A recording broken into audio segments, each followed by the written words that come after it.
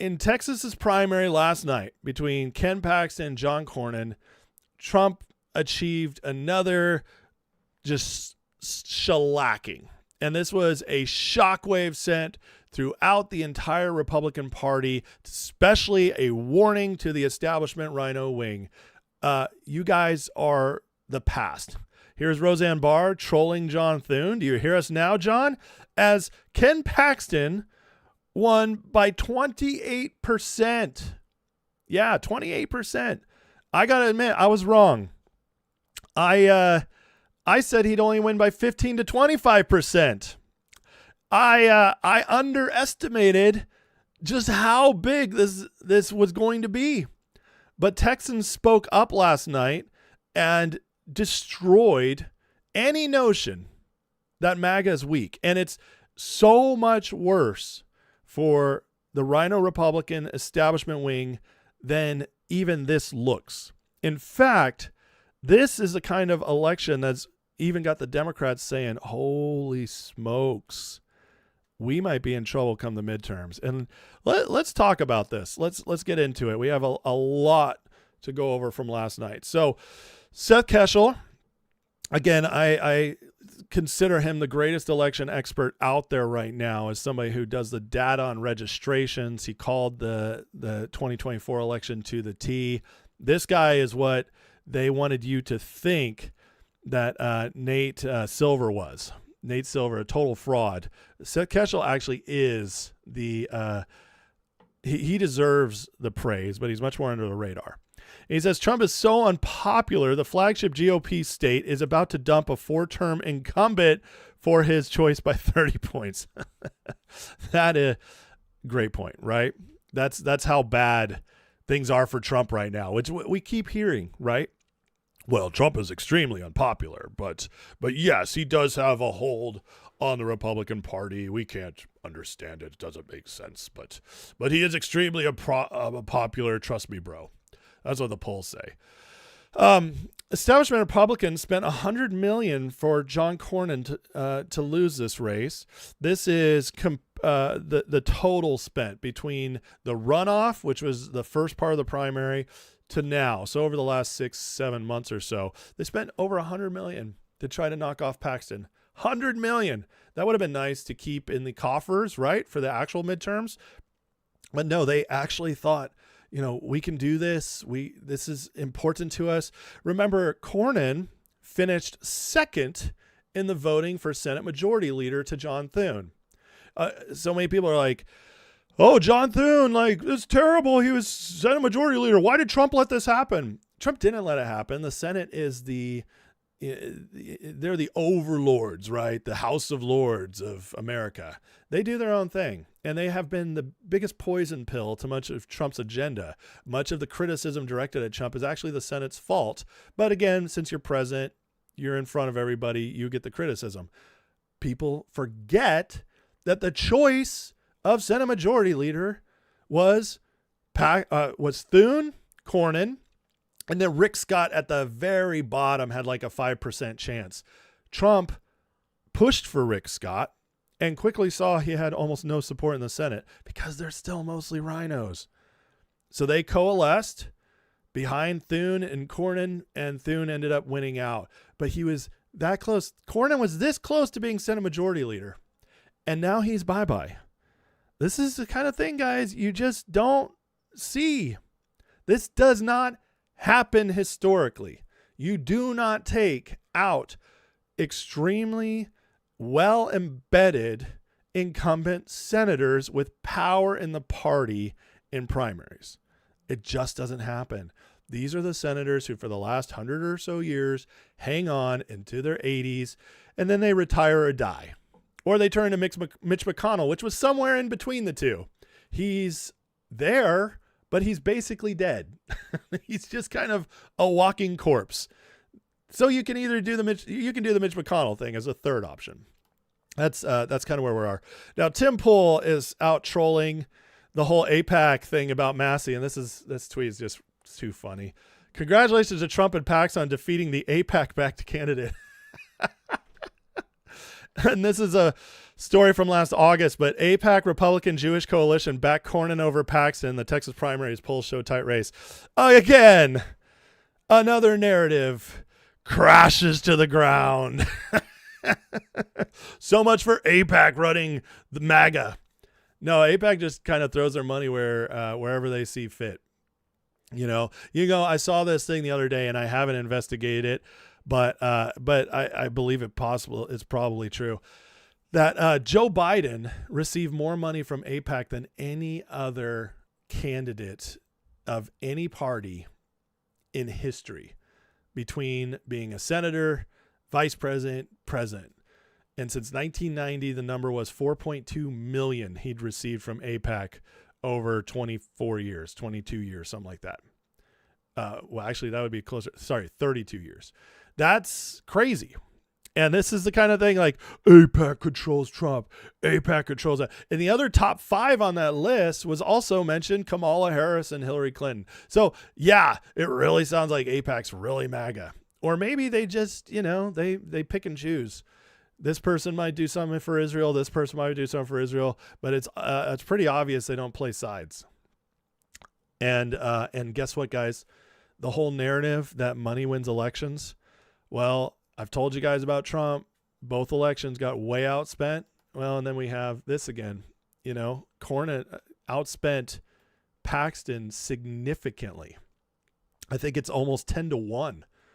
And Paxton clobbered him by 28 points. See, money matters in politics, but it's not the only thing that matters. They want you to think it's the only thing that matters because they want to take away your voice. They want to take away the ability to fund candidates. They do. They want to take that away because what they want is ultimately the government to control all this so that one candidate who actually is popular can't receive more support than another. And that way they have more control over elections. Yeah, because guess what? If you have, say, 2 candidates who are kind of equal, or one is popular but doesn't have that much money, and so they can't get their message out. Well, if you limit to them having equal spend, you secure the opportunity for the loser candidate, the candidate who doesn't have as powerful a message, who isn't reaching the people as much. You make it easier for them to stay in the race. That's the truth about money in politics. Okay, but again, obviously it's not influencing elections that much because the losers keep spending way more than the winners when it comes to MAGA, isn't it? Yeah. I'm sorry, the proof is in the pudding. You can believe whatever you want, but we're just seeing this over and over again. Blake Kress says, Massey supporters take note. Patriot Ken Paxton is going to win his runoff tonight despite being outspent Cornyn 10-1. No one could buy elections. Shitty incumbents can sell their elections by betraying their voters. Oh, that's interesting. Yeah. Hey, pay for me. I'll do this for you. That's interesting. Both Massey and Cornyn are simply rhino trash being taken out. 100% true. Thank you so much for that. Now, this is the kind of thing that's scaring them. All right, and this is really scaring the left. Count was in, but in Texas, that Hispanic vote, which is a huge vote in Texas, really, really liked Paxton. This is despite everything we were told. We've been told that Hispanics are abandoning MAGA like crazy, that everything Trump turned out in 2024 is being lost. Yeah, turns out there's another lie. Again, why, these polls in the midterms, I believe, are going to be the worst. It's going to be the worst accuracy we've maybe ever seen. That's what I actually think we might turn out seeing at the end of it. Because they need this so bad. They thought they could pull off 2024 with Kamala. They poured in over $2 billion in that campaign just to get beat across the board. Trump just rode in on such a wave. And they figure, well, now we're getting trounced in everything. Trump is, he's got an actual administration do way more than we even thought he'd do this time. So we have one chance left. we have to go all out. So they're rigging everything. They're rigging the polls. They're pushing media stories worse. They're stupider than ever, more easy to break through than ever. This is why we see all the influencers turning. It's all hands on deck, guys. They want this midterm so badly. And yet, MAGA's not falling for it. We keep showing up and we keep blowing them out of the water. Now, that's the most important part. And I said this with Massey and Galrain.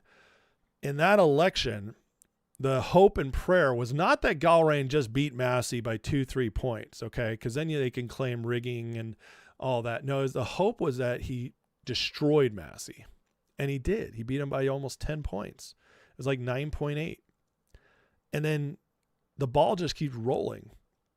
Indiana, those were destructions. I mean, absolute destruction. And then we have Texas. And Texas is a big one for them because they actually think, and this tells you how stupid they are, they actually think this Tallarico guy, who is a vegan in Texas, who looks like he left his last, 2 points of testosterone at the door 15 years ago, who says God is non-binary and there's 6 genders, and when asked what he loves most, thought for a second, said trans children.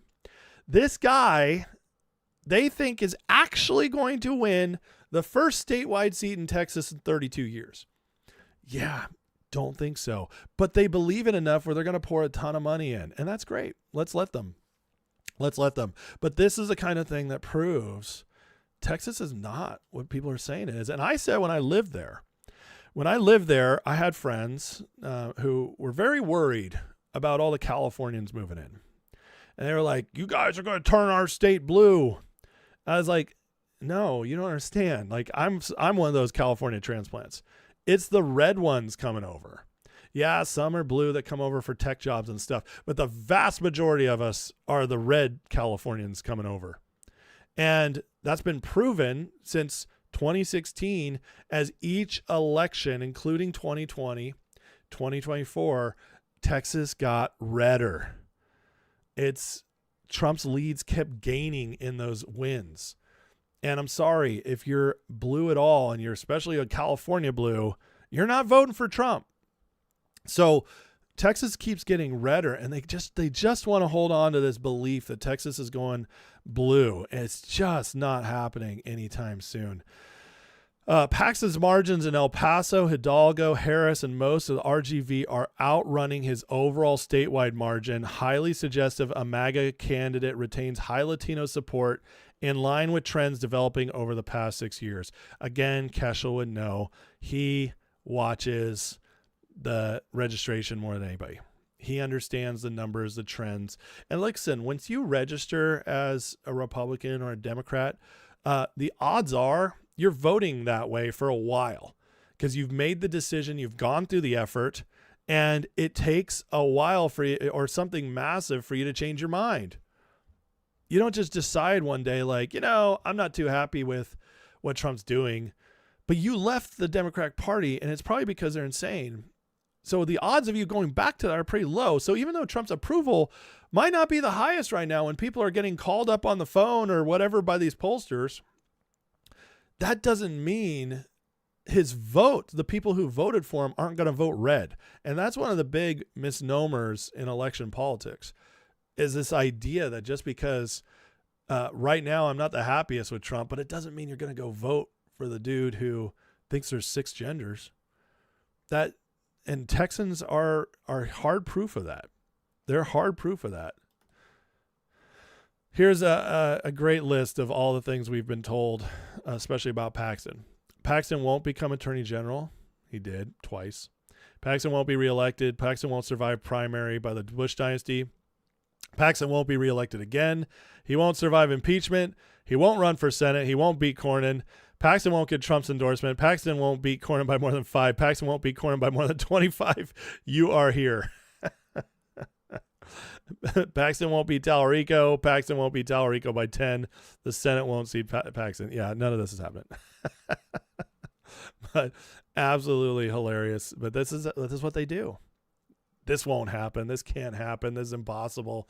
And they always have, like, they cherry pick their stats. They cherry pick their history. They'll be like, in the last 20 years, this has never happened. It's like, yeah, but what happened before the 20 years?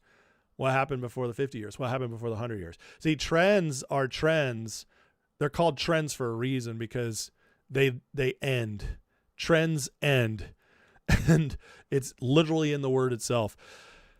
This is something that so many people don't wake up to. They don't wake up to the fact that just because something has been away for a while, people believe history repeats itself. It doesn't. It rhymes sometimes, but it doesn't repeat itself. This guy, I really like this account, so I recommend following him. This Derek, just a great thinker. And he says, MAGA seems inordinately enthusiastic for a midterm cycle. Almost every high-profile race is ending in a rout for Trump's preferred candidate, and the political situation hasn't peaked yet. Yeah, people aren't even paying attention yet. Just wait. Wait till we get closer towards the end of summer. Now, here's where we set records. Never in U.S. history have two elected Republican senators been primaried in the same cycle. Never in history.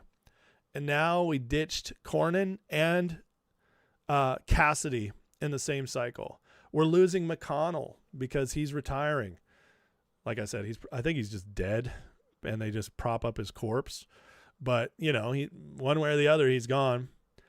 And his replacement didn't get chosen. So you have at least 3 Senate rhinos going bye-bye right now. That's massive. And they both got destroyed. It wasn't even close. This isn't supposed to happen. You're not supposed to get rid of them. You're not supposed to be able to get rid of incumbents. It's very rare. And yet Trump is doing it with ease. Here's how Trump is cleaning up the party. 29 of the 53 GOP senators were elected before 2016, and after this year, it'll be down to 25. Remember, the Senate takes longer to purge because it's 6-year cycles. So once they're voted in, they get 6 years. That's a lot tougher to get rid of. So we'll be down to 25 after this at the most. That's if none of them lose their elections. So because of the primaries. So already in the primaries, we've weeded out 4. 29 down to 25. That's amazing.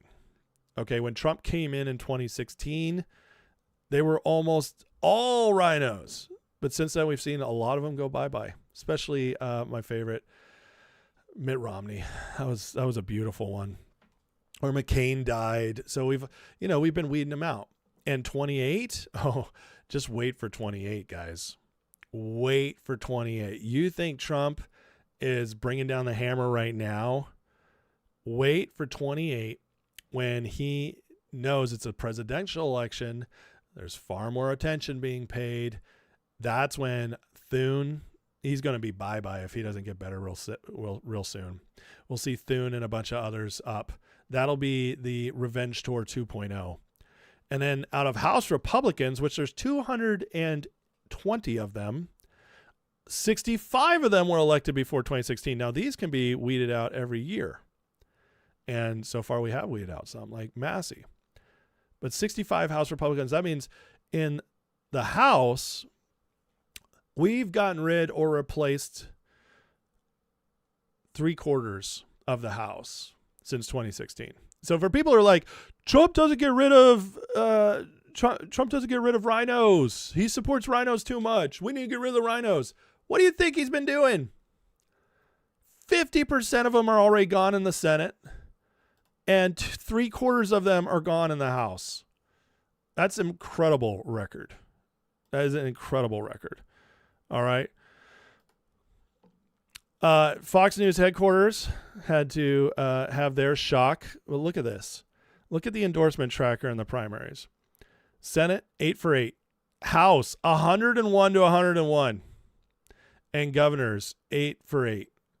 Trump is currently 117-0 in his endorsements. And I just thought he didn't matter. I didn't think, I thought he was dead. I thought MAGA was dead, guys. That's what Tucker Carlson told me. But to go 117-0 in the primaries, that's unbelievable. Absolutely unbelievable. Will Chamberlain says Talarico will lose by 5+. I endorse this right here. I think it's going to be like 5-9. Beto was far more charismatic, said far less dumb things, and he only got within 2. He got to 2.5. And Texas got more red in the last 8 years. See, everybody who actually follows this stuff knows this. Texas is more red. Trump won Texas by almost 14 points. Even in a blue wave year, that's too much. Yeah, it absolutely is too much. And I was there in 2018. Trump did not have the same hold on the party at that time. And in 2018 in Texas, Beto was popular. I had friends worried that Beto was going to lose. Beto was going to win. And I had to keep calming them down, guys. Stop falling off the edge. But Ted Cruz at that point was extremely unpopular. He just lost to Trump in 2016 in the primary. Texans were kind of fed up with Cruz, but we didn't have a better alternative. And Beto was riding high. Beto was a much better candidate to Talarico, and he still never won anything. But he talked better. He didn't give off the creepy vibe. He wasn't saying things as insane as Talarico does. He wasn't pretending to be a pastor, like a Christian pastor, which Talarico pretends to be. He has a church, which is crazy because the stuff he says, but that's where we're at in some of those areas. But with that, the perfect headwind. Also in 2018, Trump lost the House. They flipped like 40 seats. It was a true blue wave, and Trump still kept the Senate. People forget that he kept the Senate 53-47. In that wave, okay, in the darkest midterm for Trump, easily way worse than this year, Texas still pulled it out, 2.6 points for Cruz. So again, these people, it's crazy. It's crazy what they think is possible. Al Green lost, which is wonderful. He's the guy who stood up during the State of the Union, stood up during House votes, got all crazy. And so Trump had something to say to him. He said, "Congratulations to the Democrat Party. Al Green, one of the most mentally deficient congressmen the history of our country has lost in a landslide, has seen Congress. But I'll miss that lunatic not screaming and violently waving his cane at me during my next State of the Union speech." Oh, man. Trump's just the best. The Democrat Party. Now, excuse me. Let's look at this really, really excellent post breaking down kind of what Republicans are thinking. So I read this today, and I thought it was something I had to share because this gives a lot of insight here, and we'll talk about it at the end. But so this post is commenting on Cornyn losing his primary because he goes to D.C. parties, meets establishment guys. Senate Republicans think they are the reason Republicans won in 24. They think they're the GOP secret sauce. Again, I've tried to impart to you guys many times how arrogant senators are. They really think they are the most important people in the room. They really believe they're the House of Lords. And one of the reasons they believe this is because most of them outlast presidents. They don't have term limits, and their terms are longer. So a 6-year term can outlast the 4-year term of a one-term president. And if you get elected twice, you're 12 years. That's 3 presidential terms. You get elected a 4th time. That's 18 years. You've already seen 2 presidents come and go and a 3rd one come. Senators last longer than presidents. And so they really believe they run the place. House members, in and out in 2 years, flipping all the time. But not senators. They stay there. And so getting into their minds, their mindset, and how arrogant these people are is really important. And this breaks it down so well. You think the GOP rode Trump's coattails, which they did. Without Trump, the GOP was dead. It was a dead party. The Democrats had figured them out. Democrats figured out exactly, because of the Obama coalition, they figured out how to destroy the Republicans. Republicans, if it hadn't been Trump in 2016, if they'd put up Jeb Bush or Marco Rubio, Hillary Clinton would have won, and handily, like by 3 to 5 points. I'm telling you, Trump is the only reason that the Republican Party is still a viable party. it had lost all of its fighting spirit and was holding on to stuff that, even though I was still voting Republican, it was unpopular and we were discouraged, defeated, and not cool. Nobody wanted to admit they were voting Republican. Trump completely saved the party, and MAGA completely remade the party. The Republican Party is not even the same people, same thing it was 8-10 years ago. It's just not. So anybody thinking that is crazy, but these guys think it still is that. It says, in this world, Republicans won because Democrats went too far, woke, too crazy. Republicans were moderate and sensible. Now they have to keep the party that way, or Republicans will make the same mistake the Democrats made. They think in very outdated terms. Republicans will lose in 26 because the incumbent party always loses. There's a political rule. They are 100% certain Republicans will lose. What have I been telling you guys? They are okay with losing. They weren't planning on putting up a fight. They just wanted to keep their boys in, Cornyn, Cassidy, the rhinos that were up, and they were fine with shedding a few others. They are resigned to losing. And there's part of it, and what this post does not address is the fact that this whole give and take arrangement goes even deeper. But, they're not sitting down at a bar in DC and talking about how, oh yeah, well, I'm doing this because I got funded by the UK. I got City of London money. I got I'm getting, the deep state has blackmail on me. They're not saying those things in public. So, but they will say this stuff because it creates a narrative they can all agree on and believe in. And that's how they keep playing the game. Therefore, anything Trump does to try to win the midterms is actually cope. You're talking crazy. Crazy is bad. SAVE Act, deportations, that's crazy. Crazy is bad. But if you redistrict and pass voter ID, Republicans will win.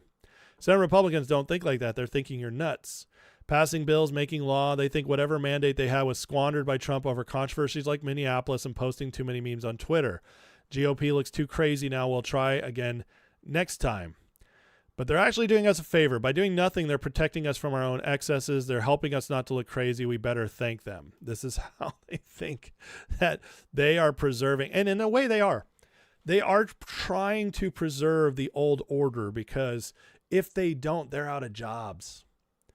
If they don't preserve the old order, it's Dunsky forever.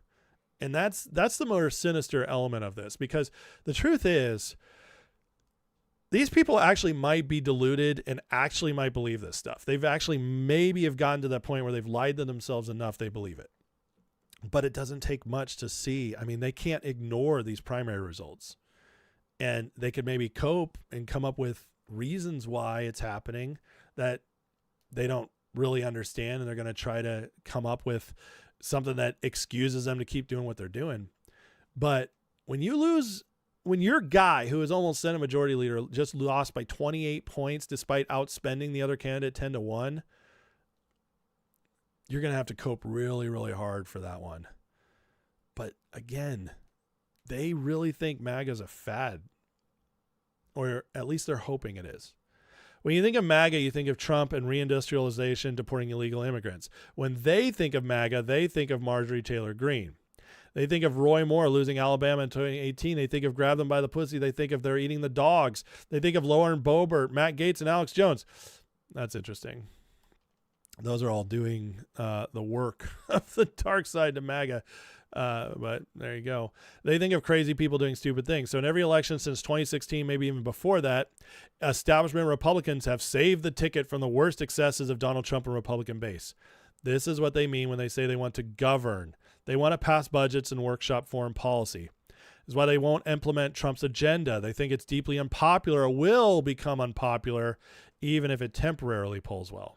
They think Trump only won because they saved his bacon, which is the funniest thing ever, because they were all behind DeSantis. They had abandoned Trump so badly, and it was only the base that kept Trump alive. But again, John Cornyn, he lost because the base is deeply unhappy with Senate Republican leadership. Here's the cope. Republican voters would probably replace a majority of Senate Republicans if you simply took a straw poll. They know this, but think Republican voters almost always come to their senses As we all know, Republicans can't afford to be crazy. Democrats lose when they're crazy. Republicans will lose the same way. What this come to the census actually means is that if they wait it out, which they're hoping for, if they wait it out, then of course they'll still come back to us because they can't go to the other side. That's what this actually means. They're just like, hopefully Trump's a trend that will end. Sometimes the base has to be coerced or told what to do. That's why they have to spend $100 million propping up Cornyn. Cornyn's loss is shocking to them because it doesn't make sense. And here we are. Trump has no reason for endorsing Paxton over Cornyn. Crazy for Trump to do this. Senate Republicans save Trump again and again. This is how he repays them. The voters are out of control. The base is supposed to vote for Republicans anyway, so they should know we have to support moderates who can win. How long have we been told that? My entire life, actually. That's what I've been told. Well, such and such would be a nice candidate. It's a nice idea, but he can't win a general election. I've been told that so many times. No, you have to vote for the guy who's winnable. That's what we want, which is another way of saying the guy who's controllable, the guy who will play the game but doesn't have principles. The fact that voters don't know this is more proof Senate Republicans are the smartest people in the room. And he says right here, I go to parties, I talk to these guys, I know they think I've even made the mistake of dating on the Hill. I'm telling you what I see. There's no conspiracy, except they think we're stupid. They need to lead us. This is where I disagree with them a little bit. Just because you meet them in public doesn't mean there's nothing behind the scenes. But anyways, they take too much stock in the New York Times, Washington Post. They spend their entire lives going to parties, organized events where they never really speak Republican base. They think they're winning and everyone else is in denial. They won't listen to you explain the opposite. They're living in a different reality. We call it Washington. So there you go, guys. That's the bubble we're dealing with.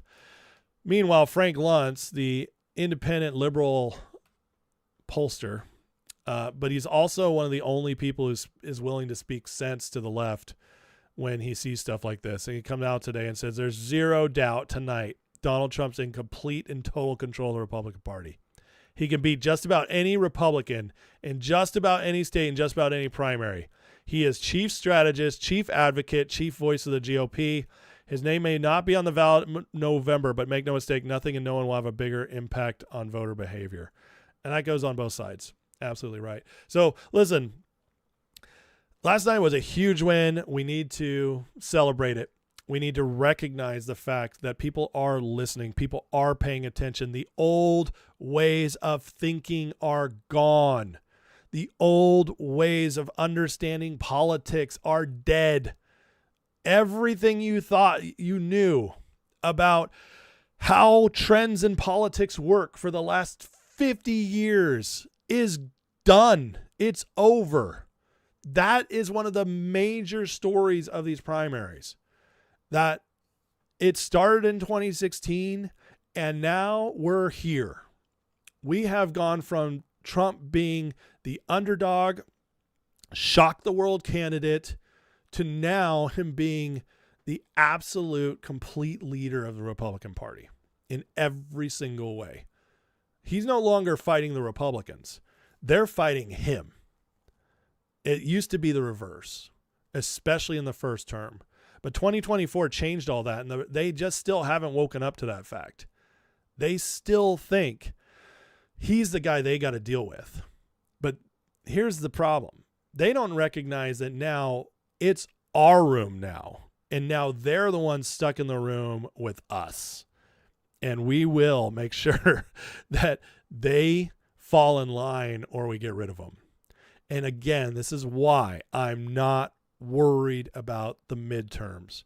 I'm not worried about 2028 because for all the dooming, all the blackpilling, all the fear mongering about because of trends and because of where we've been, the primaries last night, Indiana, the Massey election, over and over again, we are getting concrete evidence that we are much, much stronger than anyone wants to admit.